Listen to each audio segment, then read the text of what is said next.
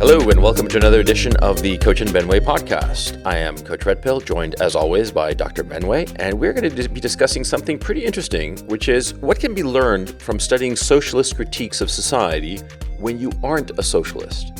Benway, would you like to expand on that? Because it's your topic idea, and I think it's really brilliant, quite frankly, because I think that so many people on our side of the fence sort of like say socialism bad and everything socialist is necessarily bad.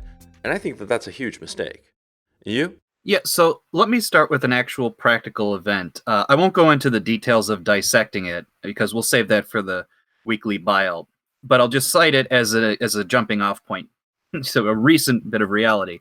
So Amazon recently announced, we're making our headquarters in surprise, New York and just outside of Washington, D.C. Of course, they gave us gigantic tax breaks. How wonderful it is. They bent the knee to this amazing thing called Amazon. And Ocasio-Cortez, our favorite little, senpaku-eyed socialist, said, basically, this is bullshit. They get, why the hell are they getting free deals? And I thought to myself, that's probably effectively right. Yeah. I think, I don't disagree with that at all, to her credit. And yes, that does raise. I mean, I don't think she's an intellectual by any means. I mean, I think everything I've said previously has gone to that. But it does remind me that there is a tendency in our right-wing society to dismiss a lot of the more intelligent pieces of the socialist critique in one of two ways. I'll be crude and blunt about it. In the first way, it's in the traditional free market religiosity, which is to say, free market is everything, socialism bad, just like Orange Man bad, to a certain extent. That's predictable and in some ways kind of boring. The other way it happens, which I would say is also predictable and just as boring, though I know some in our crowd will freak the fuck out when I say this. So a lot of people say no to socialism because it's usually stuff written by Jews, and they can't deal with that. Our crowd. For example, one of my favorite things that bothers me is how, the culture of critique, that book that everybody loves, and the whole notion of what is the phrase they do, cultural Marxism. It annoys me to high heaven because the people that they cite as exemplars of that are frankly in agreement with them on core principles more so than they know. Particularly the Frankfurt School, which is, I've been on a long rant and saying that you people on our side critique the Frankfurt School at their peril. Right. So who are the Frankfurt School people? Well, they're a small collection of Marxists out of the University of Frankfurt, I believe, around, let's say, before World War II and pretty much going after it. Right. And some of their legacy lives to this day. They were very big on understanding, or their critique was that, hey, look, we acknowledge the socialist revolution is failing. They even acknowledge that the Russian experiment is a failure. And their attitude is, well, what is kind of going on here? And they're realizing that the mechanisms of the Enlightenment itself and the mechanisms by which capitalism gets its hands around culture and promulgates it effectively denatures and breaks a lot of the ways that you would kind of go about liberating people from a lot of the bullshit that's tied to that. I'm very much simplifying it down, but that's very similar to kind of what we're kind of saying here. I don't want to monopolize the conversation in a press piece right now. I want to sort of turn it to you, and I can keep going on about this, but no, well, I think that let's go piece by piece. Okay. Let's go backwards a little bit. First of all, the notion that a lot of people object to socialism because Jews are at the forefront of socialist theory, I am not quite sure I can buy that, probably because of my Latin American background, where socialism was, and continues to be, quite frankly, a very powerful movement in Latin American politics.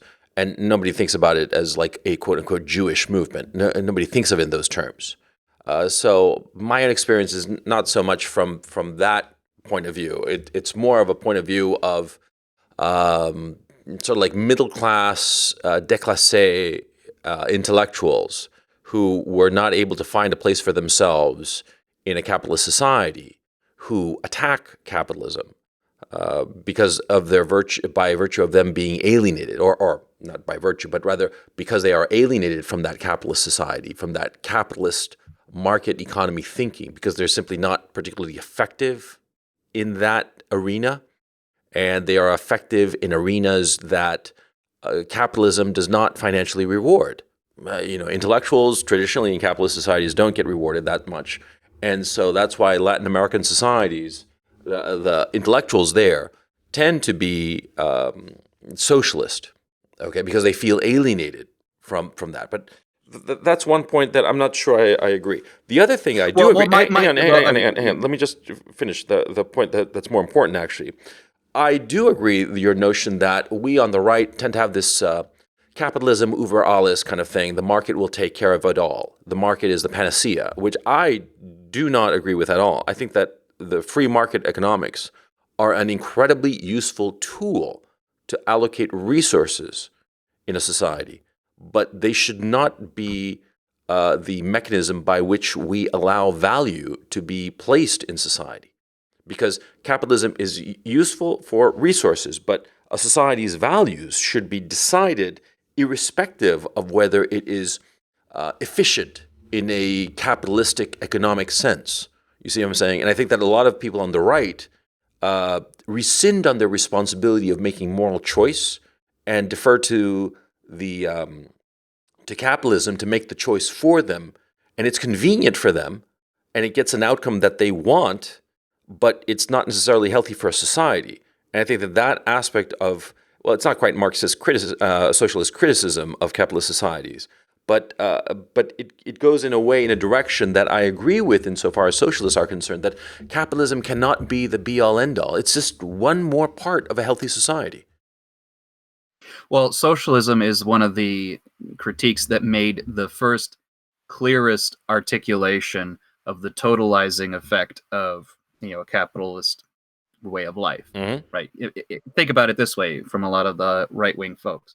A lot of right-wing folks probably think that any deviation of capitalism will inherently lead to a kind of top-down Marxist command-controlled economy where we're all in breadlines. Right. Which is in some sense just accepting the capitalist dogma outright, saying like there's nothing outside of this, much like the idea that there's nothing outside of liberalism. Right. At the end of the day, especially in America, we kind of think that way. Yeah. So that's certainly one of the key things. You'll even kind of get that out of Marx himself. He says very clearly that capitalism is the engine that breaks down all sort of preconceived notions into a kind of generic energy that you then are consuming. So that there's something vital to that. But there's also, like I said, going back to the Frankfurt School, and they have an intellectual tradition, which, frankly, I understand. You in Latin America are saying like, hey, they're not all Jews there, but frankly, they're also not really creating their own intellectual justifications for socialism. They're regurgitating it from Europe by and large. But in that Frankfurt tradition, they make it very clear, something that I think a lot of folks on our side are recognizing, which is beyond the economy, right? Mm-hmm. Set that aside. Very artifacts of culture that you think of as, hey, this is the cool, liberating thing.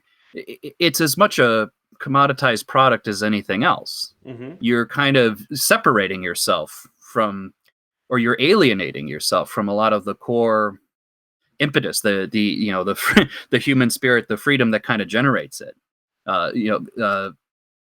Theodor Adorno, the big intellectual leader of the Frankfurt School, was very big in his critique of jazz and pop music, largely because he thought that it just denatures all critique you might have into just a commodity. It's just fake, and it's a cover for your businessmen to pretend that they're hip when they're really not. Think of what we kind of see from the likes of your corporate tech America these days, right? We're building shit in, far off countries where we have suicide nets preventing our factory workers from killing themselves. Yeah. We do all sorts of crazy shit and abuse of the system. But, we have cool commercials where we talk about, hey, I'm the hip Mac versus the square PC, or I believe in equity of freedom of rights for women, and it's a wonderful multicultural society, and I'll play John Lennon's Imagine, and hey, look at that, I'm covered. It's like an indulgence from the fucking church. Yeah. That is the, the Frankfurt School critique. That's what they understood. And I think that's right. That's fundamentally accurate.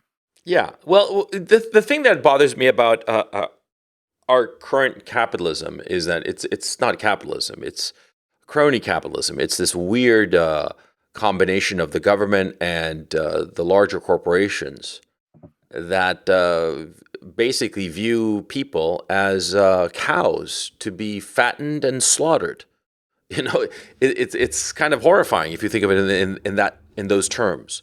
That it's the government and the corporations that are working hand in hand. I mean, we're looking at this Amazon decision to put their two secondary headquarters in two different cities, and they're getting huge tax rebates and all kinds of perks and what have you, and infrastructure investment on their behalf, and so on and so forth. I think that it's just wrong.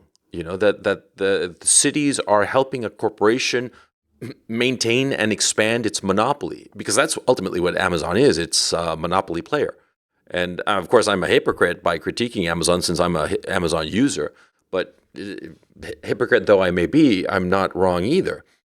It is the government that is helping a monopoly, helping it by giving it taxpayer money or failing to collect taxes that the other taxpayers are going to have to bear. And I think that this is a disaster. And it's not going to help the local economies, because what's going to happen is that Amazon is going to bring in workers from other parts of the country, other parts of the world. And those people will arrive at this Long Island City and Arlington, and they will inflate the prices of residences there. And what will happen is that the locals will be priced out of their own markets and not be able to live in their own city. And on top of that, they're going to be footing the bill. I think it's incredibly perverse, and I think that where we are in a capitalist society, it's not as bad as the Soviet Union and the Warsaw Pact nations and how they applied socialism. Certainly, there are no gulags, there are no death camps. They're not shipping off 10% of the city like they did in Leningrad to the concentration camps, and 10% of those dying in those concentration camps from starvation and overwork. No, it's not that bad, but it's sort of like heading in that generalized direction, and that's the destruction of humanity in this state, happens in different ways, and oftentimes, ways that you can't just easily pinpoint to like a businessman just went out and went to a poor guy and shot him in the head and, jerked off over it. You know what I mean? Doesn't automatically happen that way. But, we're all familiar with the opioid crisis, right? Yeah. Well, what's the kind of sequence of events that kind of leads to that? Well, the hollowing out of a small, community, the small businesses, by virtue of, be it things going overseas, and creating a Walmart store that kind of cannibalizes all stores around you. You can think of all those reasons. Well, when you devoid or you remove from people a lot of those sources of, self-value by virtue of work or whatever, you can see how someone creates an existential and I destructive matrix. You know what I mean? Exactly. And I think it's capitalism run amok. And I think that socialism is right on the money in that critique, because everything you're saying is the product of capitalism going berserk.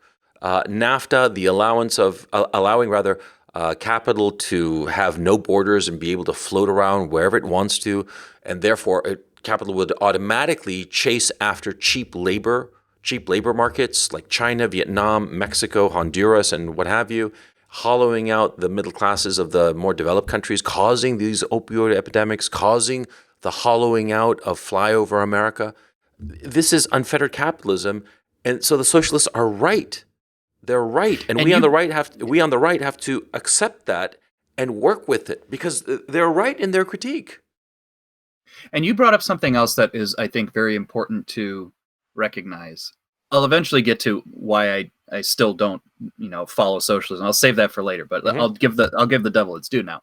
One of the other things that you had said, forgive me if I'm, getting it wrong on the paraphrasing, but a lot of the ideas, like, it's not really free capitalism, it's, business in bed with Yeah. government and everything. Well, one of the things to keep in mind, and this is again a bitter pill for people to swallow, much like how liberalism conceived of this fictional history of man as, living in a state of nature until he, conspired with his fellow societal members to create a contract, but whereby they cover themselves. That never fucking happened. And in addition to that, this notion that almost like a fiction that, it's the free exchange of business and ideas of individuals and corporations, and it's only this governmental entity that kind of gets in the way, Mm-mm. is false, because there is no true distinction one or the other. It's not true from a class perspective. Mhm. It's not true from the way they interact. And again, just the Amazon still manages to be the great manifestation of this. Look at all of the government contracts they have. It's not surprising that the Amazon HQ2, one of them, is going to be just outside of Washington, D.C. Yeah. Yeah. In addition to that, it owns the Wall Street Journal, which again, well, not it, I but know Jeff Washington Bezos, Washington Post. yeah, the Washington Post. In our fictional world, we think that the journalists are supposed to be the check not only on government but on business, but basically the check on authority as such. We're all part of the same fucking game. We're all part of the Well, same in The crowd. Big Short, there's that great scene where the garage band hedge fund, right? They go to the Wall Street Journal, to this classmate of mine of theirs rather, from college, and they go there and they tell him, look, these Wall Street banks are deliberately colluding to misprice these securities in order to buy them themselves, to protect themselves from the crisis. This is massive malfeasance. And the Wall Street Journal reporter says, I'm not going to report on this because it's taken me years to build these relationships. I don't want to screw up my career. And that kind of collusion, that intersection of class and professional interests that intersect. I mean, they keep talking about intersectionality. Well, here's some fucking intersectionality. You have the intersection of class, of the writer, of the Wall Street Journal writer, not wanting to piss off the people of his class, not wanting to rock the boat of an industry that he is inherently allied to because he's reporting on it.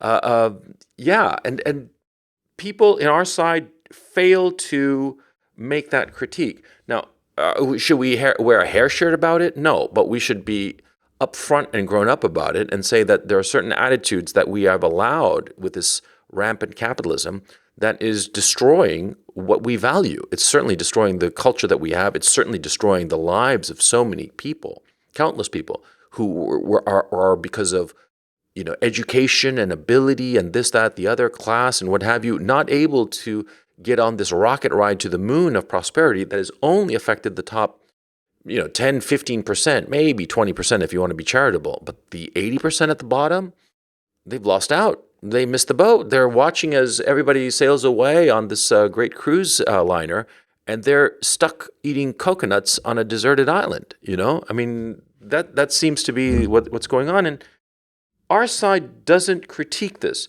And before anybody gets pissed at me and says that I'm turning commie or some shit like that, right? I think that the Pinochet fascist dictatorship was a good thing for Chile, okay? I think it raised up I know for a fact it raised up the middle classes in Chile, and because it brought neoliberal economic policies to Chile that tremendously improved the health and well-being of Chileans. So I am not, by any stretch of the imagination, a secret commie or some shit like that. But you gotta look at what has become of our unfettered, deregulated capitalism, and this, most important of all, this rescinding of the notion that you have to make moral choices as to the direction of your society and not leave it up to the market, that the market will decide. Bullshit. This Amazon thing is a key example. Sorry, I ranted, but you know what I'm saying, or I hope you know what I'm saying. Well, right. That's the other. Well, there's going to be several critiques. I'm really giving the devil the benefits of the doubt. I promise I'll get to my conclusion of why I fundamentally disagree with them eventually. But one of another kind of critique that we had, not you, I mean the socialists. Oh yeah. I feel like I'm being very generous to them, more so than I normally. Oh yeah, me too. Me too. Okay. But like one of the other critiques that I have, and it's not everybody on our side. I think our side's coming much more significantly around to this than they would have, let's say, 5 years previous.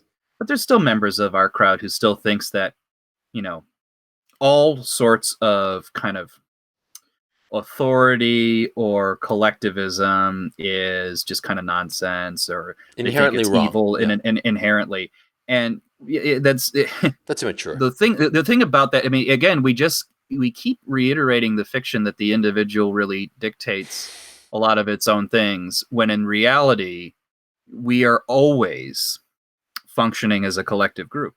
We're always, yes, an individual has agency, an individual makes moral choices, but the individual is in a matrix of other individuals, and that matrix, operates, in a collective whole. It is subject to social forces, and structures that don't even exist, or that exist beyond the course of, like I said, government. Like I had told you before, I can't remember what episode it was, but it was the idea that, with regard to things like free speech, the government need not lift a finger or say a thing for you to be perfectly censored. Yeah. In this country. Yeah. Why? Because of the sheer internalization of social concepts and forces that have begun.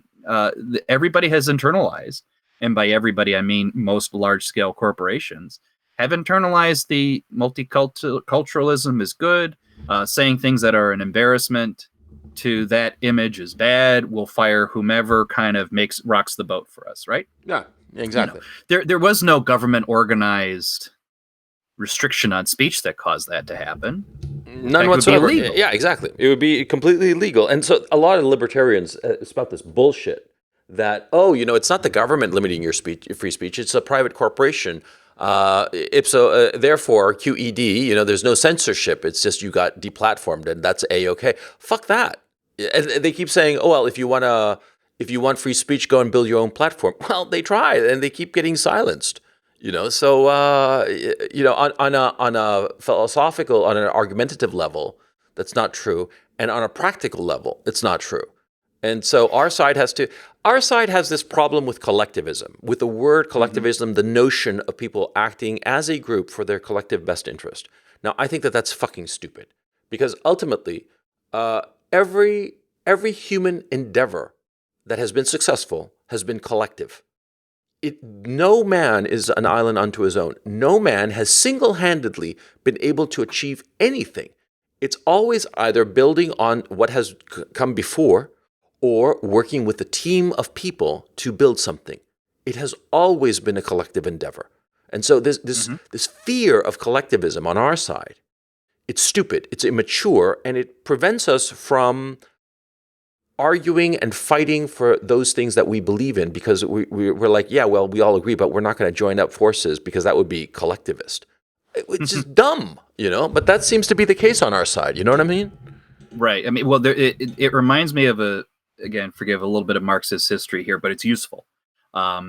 There's a concept in Marxism, particularly with regard to their concept of revolution and how you get from where we are today towards their socialist paradise. They said during this revolutionary period, the goal is to enforce what they would call a dictatorship of the proletariat, namely that you are in a condition where the will of the working class is the governing force in the society, and it is kind of moving it forward regardless of the various structures you would have against it. And people would say, oh, this is just collectivist dictatorship. Why would we ever want that? And the response that you get from the smarter Marxists is actually very sharp and on the money, and kind of related to what we've been talking about. Their response is, you fail to realize that we're already living in a dictatorship of the bourgeoisie. Yeah, exactly. Exactly right. Which is fundamentally what we kind of just laid out, which is, yes, you can have all of these legal structures that in theory protect the individual and all of that jazz. But the example I like to give, I'll give the past example, and I'll give the literally like current in the news example. Past example, remember after the financial crisis, when the whole notion of whether it was TARP at the time or not doesn't matter. They were voting on basically the financial relief, and the initial Congress at the time said, no, let the market deal with it. Right. All of the leaders like Paulson and the bankers came back and said, you fuckers voted wrong, vote again and do the right thing. And they did. Yeah. That is an example of the dictatorship of the bourgeoisie in action. Yeah, exactly. I'll give you another example. Think of the European Union right now. Mm-hmm. Brexit, literally, the vote was very clear that out. Yeah. Right. Well, the continual failures of it, like playing games, intentionally bad negotiation. You keep hearing this, maybe we should vote again. Maybe we should vote again. Yeah, voting until you get the result until you affirm the status quo. Yeah, exactly. That's why, the European Union stopped having these national referenda insofar as approving the EU constitution, because they kept losing. They lost in France, they lost in the Netherlands, and that's why the Treaty of Lisbon came about, because the Treaty of Lisbon was basically an underhanded way of getting everything that was in the European constitution and bypassing the electorate. Going back to the issue of us living in a proletariat dictatorship of the bourgeoisie, I would go a step further. I would argue that, in point of fact, we are living in a Leninist capitalist society.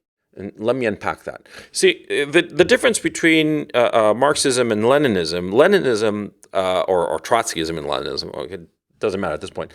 Leninism argued that the party was the vanguard of the people, and the party had to essentially guide the dictatorship of the people, right?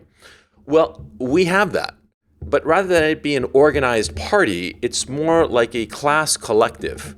A class collective of bureaucrats and business leaders, people who are in the upper echelons of society, who went to the right schools, got the right education, the right credentials, because credentialism is a big thing in this class, right?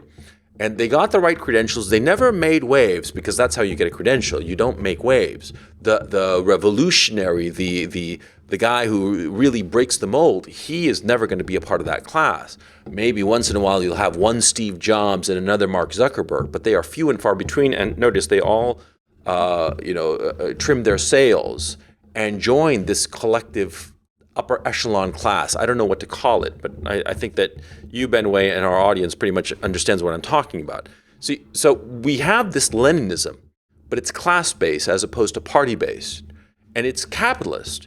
And this class-based leading edge vanguard of the people uses capitalism to get what it wants and views the people as just sheep to be sheared. Because I said that they were cows to be slaughtered, but no. They are sheep that have been bred and are fed to be sheared. And so they're kept happy so that their wool grows out, and so they can be sheared every month as they pay their credit card debt, pay their student loans, pay their taxes that are going to pointless wars that pay for the companies that manufacture the weapons and make them all rich, and pay for the taxes that will be essentially subsidies to the big companies like Amazon, like Apple, like Google, like all the rest of these fucking places. That seems to be what's going on. We have a Leninist capitalist society where the leading vanguard is a class, and this class has to be overthrown. That's my thinking, quite frankly. And that's my rant. I mean, well, the notion of a vanguard with regard to liberalism, capitalism is kind of interesting, because I think. Do you dispute it? It's true. No, I'm trying to think about what makes it particularly different. Different from the Socialist Party, from the Communist Party? Part of the thing in socialism, like when it starts, right? The Leninist vanguard, when it's starting, it's trying to overturn something, right? So it has a mission and a goal. I think liberalism probably had a vanguard a couple hundred years ago, without a doubt. It had to overthrow kind of so-called feudalist structures, but now it's kind of much like every post-revolution, the leadership is kind of of the current world you're living in are the offspring of the vanguard leaders of the past. And so that's kind of where liberalism now, because in the Soviet Union it was very, similar. All of the leaders of the Soviet Union, that inner party, largely would have been the vanguard of the past. They became the new aristocracy, somewhat similar, in other systems, right? In Japan, for example, when the Meiji Restoration came, the current Japanese nobility, or the highest members of the society, were just those samurai who backed the Meiji leadership instead of the shogunate. The Tokugawa, or is it the Tokugawa? Yeah, the Tokugawa shogunate. It's very kind of similar dynamic where we're in now. I think we have they're the legacy bourgeoisie, right, who led those initial revolutions, who were those, like we joke in the United States, you're part of that, locked in the amber of the Mayflower sap, as it were. I think there's probably a lot of truth to that. And certainly they do feel as if they have a mission to ensure, right, that everybody's still in line, that we all kind of adopt the same kind of thinking, that we're all avoiding heresies. We're apostates are silenced, removed from the society one way or the other. I'm intentionally using religious language. Yeah. But I think that's fairly true. I certainly don't want to dispute it, because I think it's true at its core. Yeah. Or effectively, it's true. Yeah. Right. And I think that's the situation we find ourselves in. And it's kind of weird, doubling back on conversations we've had before, as to how liberalism has failed, and how, talking about the Demon and Democracy book, how liberalism and communism are so similar. We are seeing structurally that they are kind of like identical, because you do have this leading edge, this leading edge party, that they are all indoctrinated. They think the same, they spout the same bullshit, and it is bullshit. The jockeying for positions of leadership under the guise of democracy are really just closed door meetings between people and jockeying for a position internally. It's internal politicking that people on the outside, i.e. the people, have very little choice, very little influence. And whenever they do have an influence, whenever there is a moment when they can shine, as it were, they make a choice that is radically at odds with this modern-day Leninist vanguard. And look at Trump, look at Brexit. Those were they were not the outcomes that were expected. They were not the right outcomes. Look at the rejection of the European Union Constitution. Consistently, the people, whenever they clash with this vanguard, or no, let me rephrase that. Whenever they have an opportunity to actually raise their voice and say what they think, they vote against the options presented to them by this leading vanguard. Therefore, this leading vanguard is illegitimate. It is not answering the will of the people. And it's not answering, and I think here's the key issue, and something I've been thinking about a lot as of late. You see, here on YouTube, there are a lot of very, very sharp people, and we have these internet dramas and e-drama and all this shit. Yeah. Okay, yeah. But it doesn't take away from the fact that a lot of these people are very, very capable, extremely capable. But all of them have been alienated from positions in the upper echelon because they failed to get the right credentials as they grew up. And a lot of them were basically just unruly children. Unruly children, in their teenage years, and so they didn't graduate with the good grades from high school, so they couldn't go to the good university. I mean, come on, we can talk about all kinds of people across our spectrum. Sargon, Medeker, Ethan Ralph, all the rest of it.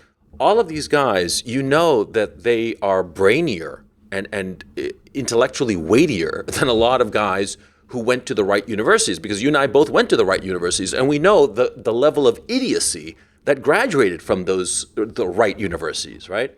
And we recognize... Some would say the majority of the graduates. Exactly. And we can recognize that the people who are in leadership positions online are elites who were disenfranchised, because the credentialism is becoming narrower and narrower, and it's stamping out an apparatchik that is more and more rigidly defined, ideologically defined in terms of their accomplishments.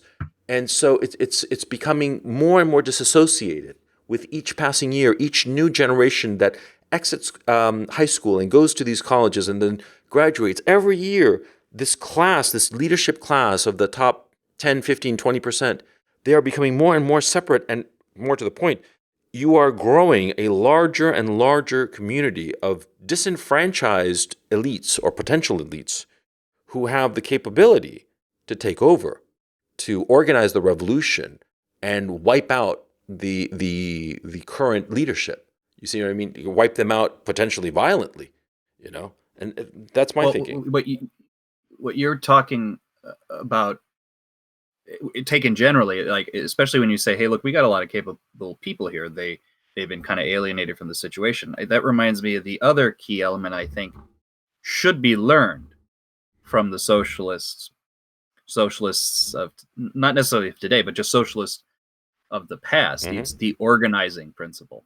So if your goal is to say the society you live in is in such a condition now that you simply must change it, and I leave not off the table, I leave open however you want to do that.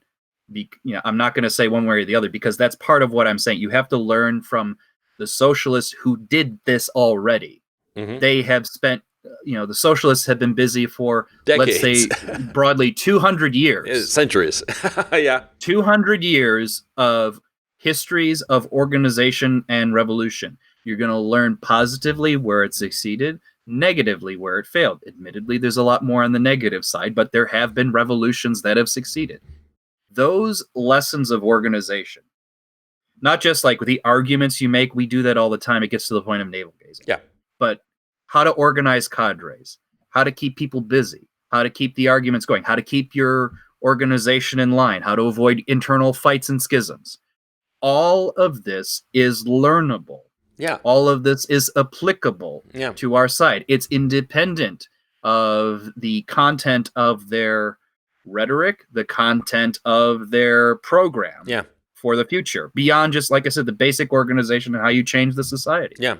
This should be learned. It was even funny how their own side doesn't even know the history. There were a few weeks ago, this was after the Brazilian election. Mm-hmm. Owen Jones naturally gets up and says, like, he quotes from Rosa Luxemburg. He says, but I don't think he knows he did. He says, it's either it's either civilization or barbarism with regard to the Bolsonaro. He's trying to make the case that this rising fascist tide is barbarism and our socialism is civilization. Here's what he failed to understand when he quoted that. He did not know, or he knew and he was ignorant of, Rosa Luxemburg's Junius pamphlet, which is where that came from.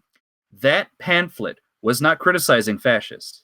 That pamphlet was criticizing parliamentary socialists like little Owen fucking Jones, who during the lead up to World War I voted to support and finance war bonds that enabled the German government to start slaughtering millions of their fellow proletariat members.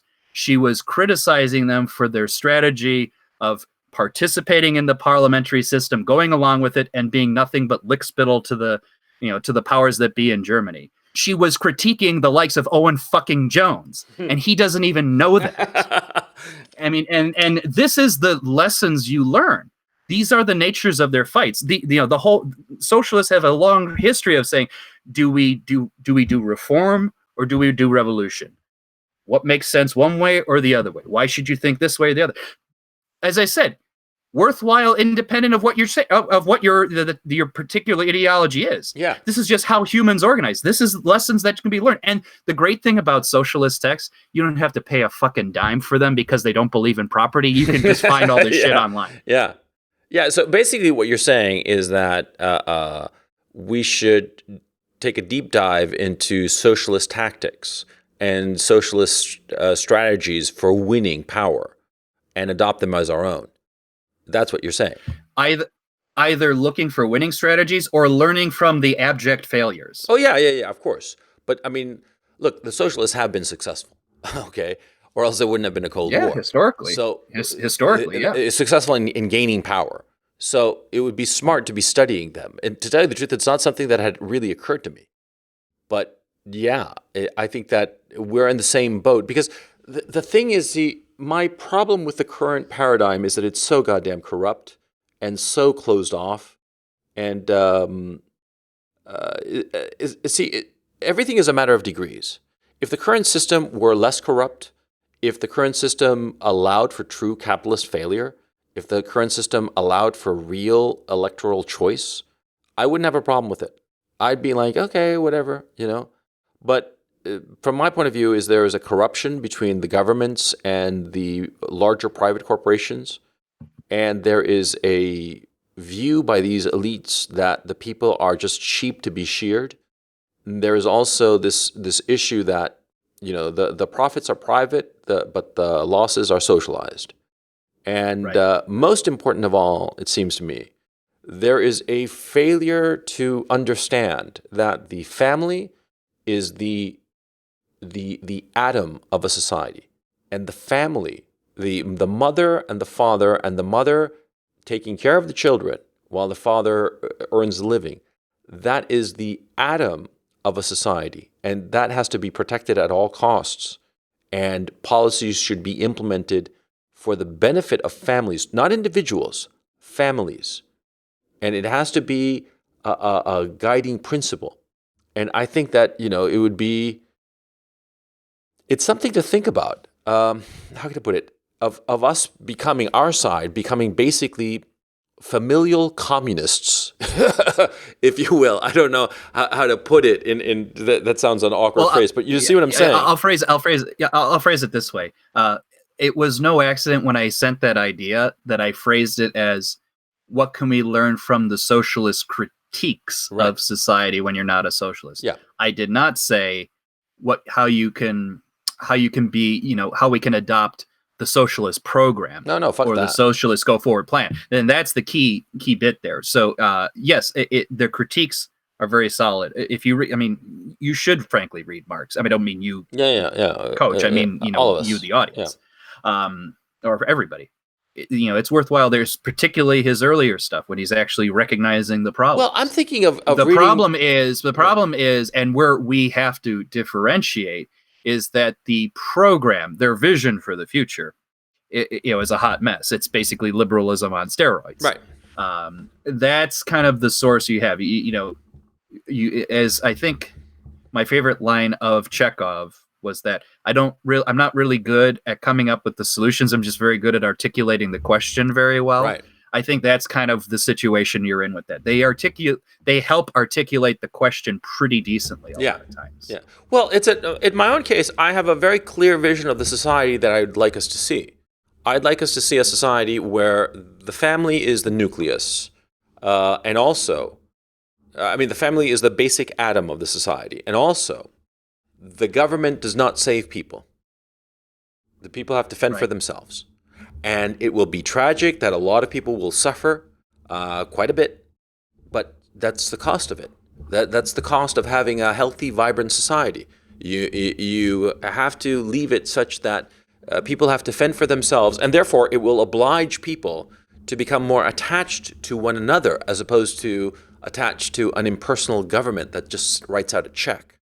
I think that that's the important thing long term. Do you want to be in a society where everybody is beholden to a check, everybody's waiting for that Sunday night at 10 p.m. Eastern when the EBT transfer happens and you have money on your EBT card so you can go and buy food at the tit of the government, No, you want to be able to depend on the people around you, your family, your neighbors, those people, the people who know you. And only the people who know you will be able to help you in a just way, because the people who know you, they will be able to tell, oh, he's a lazy bum, or, oh, some awful tragedy has befallen him and his family, and we need to help him.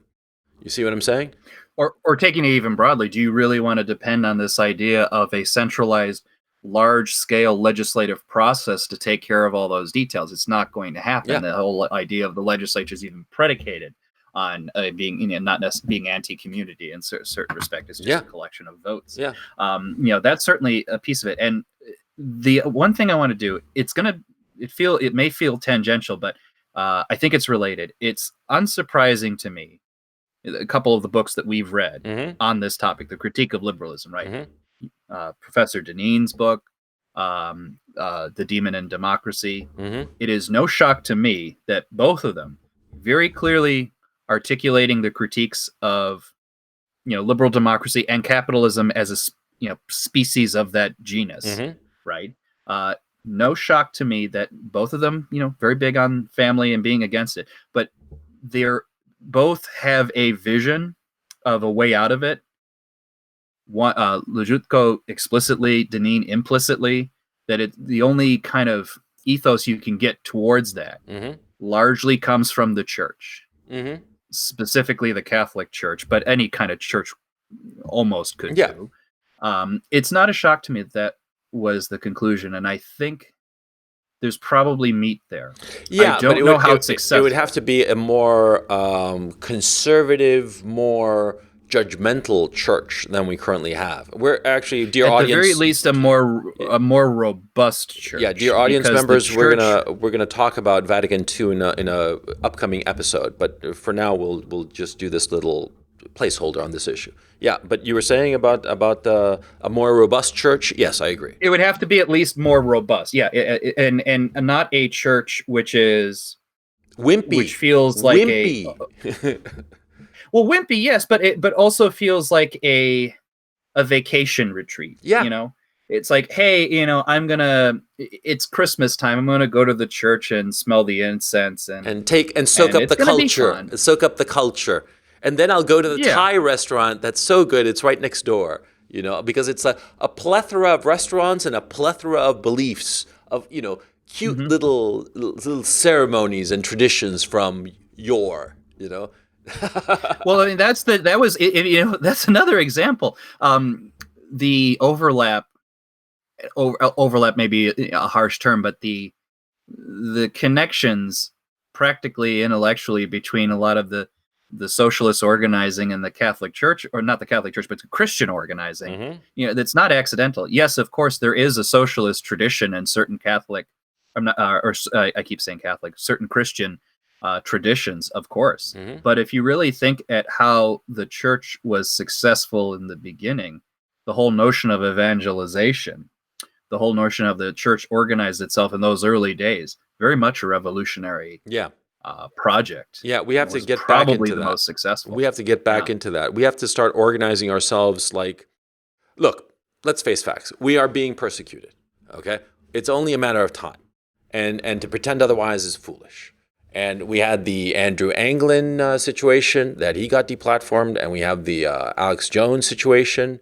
They're slicing the onion, one slice at a time, but they're going to slice the whole goddamn thing. And that means that every single one of us is going to be deplatformed. So we have to start organizing now where we have fairly easy ways of communication. And we have to start disciplining ourselves and getting socialist in our mentality insofar as being the revolutionary vanguard, and understanding that we have to wipe out, we have to, first of all, coalesce behind ideas. And once we have those ideas set, we got to go out there and fight them and take over the thing, And either, we go in by the ballot box or we go in guns blazing. But ultimately, we've got to win because these guys are destroying our society. They are destroying everything that we have held dear over hundreds of years. They are ruining families. There are now 3 generations of women who have been ruined beyond redemption. And we have 4 generations of children who have grown up psychotic. And now they're just outright medicating them. And now they're saying, well, let's just medicate the water. Fuck it, I mean, what the fuck does that tell you, right? When they preventative medication. Clearly, these guys, the people in charge, the class in charge, that both Benway and I mean, let's face fact, we came out of that class, right? We got the accreditations of that class. And we know them. We despise them because they're NPC bastards. That's what they are. They don't care about anything except making money. And they don't even care about making money for anything, worthwhile, like making a ton of money so you can take care of your kids. No, they care about having a ton of money so they can buy the latest Ford Raptor or some shit like that. Oh, God. For priests of the capitalist church, they are pretty lazy right now, I must admit, or at least pretty lethargic. But to think positively about it, these are the prime conditions for changing the society. Yeah. And I think, it's interesting because I am willing to bet, and I'm getting, feelers of this from listening to people online and in reality. I'm getting feelings that there is a delusionment setting in, right? For whatever, at least in this country, for whatever belief in the hopes of the president doing something, slowly coming to realization that we're getting a lot less than what we thought we were buying. Yeah. And I think people are kind of saying, okay, time to go back to games, time to go to sleep. But what I am also feeling is, the desire to do something is still there. And this is the prime example of figuring out, almost like you would in the monasteries in the Middle Ages. You have to go somewhere where you are in a position to recharge your spiritual batteries, clarify your thought, articulate your mind more clearly, and kind of organize around like we're going to expand what we were hoping to do. Ironically enough, it may be the best kind of kick in the ass to do that. Okay. That's my white pill of today. Yeah. Finally, I got one. You're basically saying that we should start organizing a group of people, very much, especially like a leadership cadre, and start getting some discipline among the leadership, a leadership cadre that starts organizing. That's what you're basically saying. I think leadership will come of it, but even if you're not thinking of yourself as a leader, start getting yourself organized just in general. It's like, like-minded people. It's like, rather than just, bitching and moaning about it independently. Bitching and moaning about stuff. It's like, okay, let's start studying, what's been going on, share the ideas and build off of that. What is like a program, what's our 5 year, I'll borrow more socialist program language. What's our 5-year plan, right? Where do we want to be in 5 years? Where do we want to be in 10 years?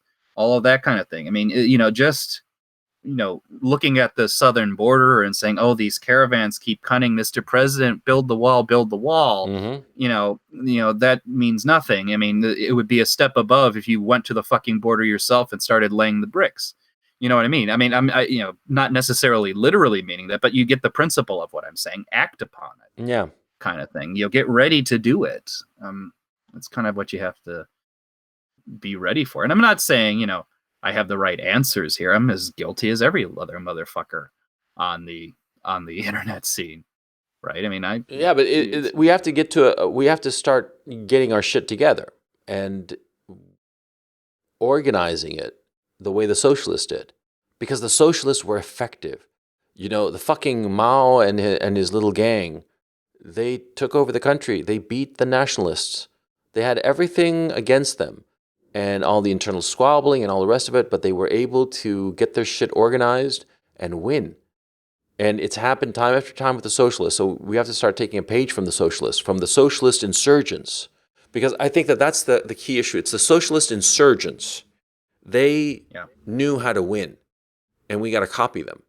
We got to take a page from them, and we got to study their methods and tactics. And like you said, learn from their mistakes. Because if we recognize that we are in a pre-Civil War phase, and we recognize that the current leadership is isolated from the rest of the population, and their interests are at loggerheads with the majority of the population, and if we recognize too that there are a substantial number of people who are extraordinarily capable but have been rejected by the elite for whatever reasons, but those people feel extremely alienated to the degree that they are capable. The more capable, the more alienated, because capable people want to be able to use their ability, use their talent in something useful and productive. If they're shut out, the frustration that builds, the rage, and we see it. I mean, like look at a guy like Jim, for instance, Medicare. Medicare, where do you think that humor, that acid humor, comes from? It comes from impotence. It comes from being marginalized, because he's a guy capable enough that he could have risen to the top of any organization he'd been a part of, but he was prevented from joining any such organization of the straight society, any part of the elite. And there are a lot of people like him, and we see them all over the place. And so it becomes an issue of resisting this. No, not resisting, fighting back against this current oligarchy, this oligarchic. You see where I'm going here? There's a lesson to be learned here from everything you're kind of saying about the being marginalized, the alienation aspect, and this is also a little bit of nugget you can get from the socialist critiques, right? Fundamentally, you are not going to be in a position to win by playing the game as dealt to you. Yeah. You know what I mean? Not just you personally, but even if you were, let's say you hit all the credentials, you did all the right things, you're in a position to be a legislator, let's say, you couldn't really do anything that you really want to do, because the rot is too deep. It's deeper than policy. Yeah. Let's put it that way. It's deeper than policy, and therefore it has to be solved by extra formal ways that are outside the established norms. A real revolution. That's what we're talking about. Right, and it will, one way or the other, it will either it will happen. I'll just phrase it this way, because what won't happen, I will say, is that the current status quo will perpetuate in perpetuity. No historical system ever has. No. But there is an open question as to what will replace it. Yeah. Well, it can certainly be something that we want, or it could be any number of other things. It could be, in Europe, for example, an Islamic point of view of the world. It could be here in a kind of extended, lukewarm socialism. It could be, just the complete scattering to the winds of tribal, disintegration, whatever. There's a question of the degree to what extent do you want to have a role in shaping what it is? Well, the thing that comforts me is that a very, very small percentage of people have to mobilize effectively for there to be complete change in society. Just a few, fractions of percentage points that are organized, disciplined, ruthless, with clear objectives as to the society that they want to achieve. And it can be achieved. It's happened in every socialist revolution. Every socialist revolution started with a few dozen people who decided we're going to do this, and eventually they did it. And they had a clear vision of the kind of society that they wanted to have. And I think that the first thing we have to do, therefore, is to, on the one hand, study socialist tactics and socialist failures, and on the other, articulate a clear, coherent vision of the society that we want. And I have a few ideas about it, but like I said before, it's basically centered on the notion of the family, and that women have to raise children and men have to provide for those families. And that should be the number one priority of this vision. And that capitalism is a tool at the service of society, not the other way around. Society, the civilization that we have, is not a feeding box, a feeding bowl that capitalism, like a pig, gets to gorge upon. No. Capitalism is an engine, a very useful engine, but it's just an engine. And it should be regulated and managed so as to help the society and not hurt it. That's my thinking. And this involves more than reading Saul Alinsky, I must say. I mean, I think this is like that's the baby step. People are realizing, maybe we should take lessons from Saul Alinsky, right? Kind of thing. Yeah, no, that's for the LARPers. It's for LARPers. It has to be. Saul Alinsky never seized control of a state. Let's put it that way. Exactly. No, it has to be something more profound. Look, a man will die for a vision. Okay? Tactics are all great and useful, strategies are all great and useful, but you need a vision of a world you want to have. It has to be a clear vision of what you want to see, of what kind of society you want to have. And it has to be articulated in a way that anybody can understand it, and that there are ways to reach it. And there are ways to reach it, and it's within the realms of the possible, you know? I mean, like in my own case, I see so many women, young women, and they are getting this very expensive education. They're saddling themselves with all of this debt, and they go in for more and more education because they're like gamblers. They think that, oh, well, you know, I only have a BA, so I'll get an MA too, because that'll help me, you know, I'll get a better job because of it. And then they realize that with an MA, you know, there are going to be countless others. So they say, oh, you know, I'll double down and get a PhD, and somehow, you know, they invest all of this time and effort into their education or their career. And at the end of it, they get nothing. They're just saddled with debt. They become these slaves to the debt. They have no family of their own because they sacrificed their best years to raise a family, to have children, beautiful, wonderful children. They sacrifice those years for what? To study things that are pointless, to pursue a career that does not help them, that actually makes them miserable most of the time, and they get no satisfaction. At the end of the day, a corporation can fire you. You exit the university with your PhD and no job, right? And what do you have to show for it? Whereas a woman with children, she's got something.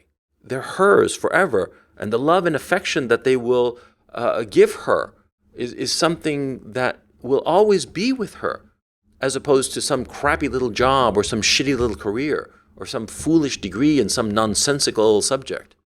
And it seems to me that women are the core issue here. We have to convince women, and they have to understand that the thing that they have been sold is wrong. And to tell you the truth, thinking about it as we're talking, I'm realizing that it's the women that have to be convinced.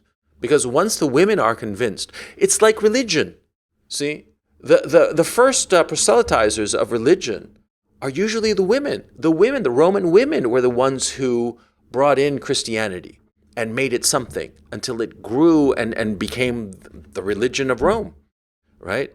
It's women, and women are the key. And so we have to figure out a strategy to figure out a way to make women see what's going on, see the damage that they are inflicting upon themselves, see how it is a construct that helps only the capitalists, only the oligarchs, because their work, the sacrifice, them sacrificing the best years of their lives to have families, only help to drive down the price of wages for the oligarchs. It doesn't help women. It makes them miserable. And we have to show that to them. We have to show women this wider world to understand what's going on. And there, I think we'd have a powerful ally. I think the women are the key. I don't know how this sounds to you. Certainly a potential path forward. Let's put it this way. You're going to have, if you think the family is the atom of the society, you're at least going to have to convince the family as a whole. Right. That's going to include a few women, shall we say. Yeah, of course. You know? Okay, well, this has been an interesting conversation. And I think it took a weird divergence from an airless discussion into sort of like the beginnings of political organization. But yeah, I think that, look, I don't think that we're unique in this of like wanting something to change, something substantial to change. Because I think that, you and I think, agree that the way things are is just a disaster. And I think a lot of other people feel the same way. And there has to be a change, a ground-up change, something radical. Or else, all of our civilization will be destroyed. We're already seeing it in Europe, for crying out loud. It's being overrun by people who care nothing for that civilization. That they only see it as a foreign land to be looted. When I saw that picture of the new mayor of Sheffield, was it? This black guy who decided that he was not going to wear a red poppy for Remembrance Day, he was going to wear a white poppy. He's just completely disconnected from the tradition of that society. He just wore it. For him, it's just arbitrary. It's like Jewish kids, celebrating Christmas. It's absurd. Or like I went to a couple of bar mitzvahs when I was growing up, and I'm a Catholic, right? Because friends of mine were having their bar mitzvahs, right? And for me, it was just completely alienating. And I wore the yarmulke, and I was like, oh, this is kind of funny, a little hat. And I played with the hat. I used it as a frisbee, right? Because it had no connection to me. It's just a random thing. And the people who are invading Europe, they see all of Europe as just some random bric-a-brac that does not belong to them. And they will destroy it. They will loot it. And I'm not talking about just the buildings. I'm talking about the whole society and all the virtues and principles that took so long to achieve. And it just deeply troubles me. Yeah. I'm sorry for ranting. And this conversation has been more of my ranting than anything else, it seems to me. Sorry about that. Oh, it's quite all right. I think not the conclusion. These things don't conclude until the societies change. But I think we made our point here, right? That let's put it this, there are lessons to be learned. There are practical activities and lessons to be learned. And let's get started. And so on that cheerful note, we're going to call it a podcast. Thank you so much for joining us. This has been the Coach Benway Podcast, and we will catch you next time. Take it easy. Shit posters of the world unite.